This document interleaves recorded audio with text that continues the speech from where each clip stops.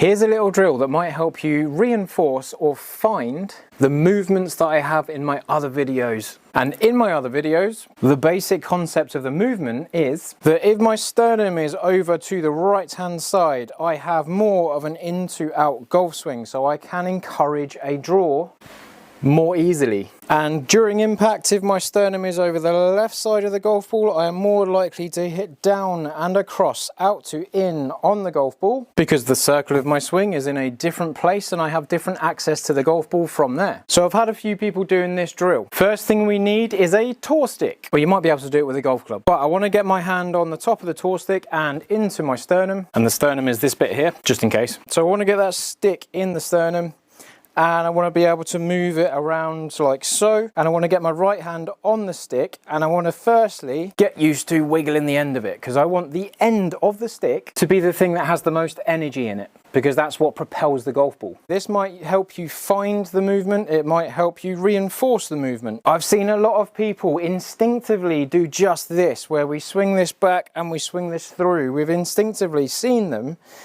get to the top and use this end of the stick to pull into the ball. So then we get the sternum over the left, we get hitting down and across the ball, and there we have the slicey kind of movement, or a big left pull. And then after a few attempts, we get them kind of stopping this top end and letting that bottom end get through.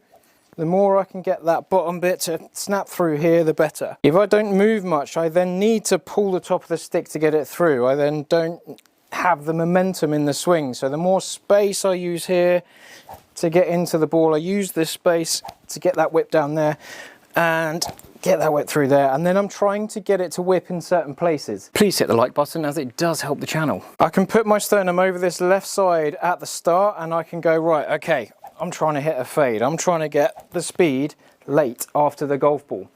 And then if I get that sternum over to the right from the top of this stick, I can then go, right, okay, I can use that, I can use that. And this really does help, because you see it happen in front of you. You see it in front of your face. You see that stick get energy, get action at the bottom of it. So you're seeing your perception of where that speed is. And this does link to that well-known saying of keep your head down.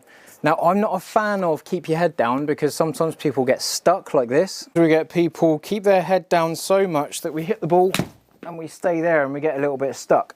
Now, I've got away with that because I've got quite good hands, but there's a lot more to be had in the shot. What I prefer to do is to watch impact, or watch where you're trying to create your speed.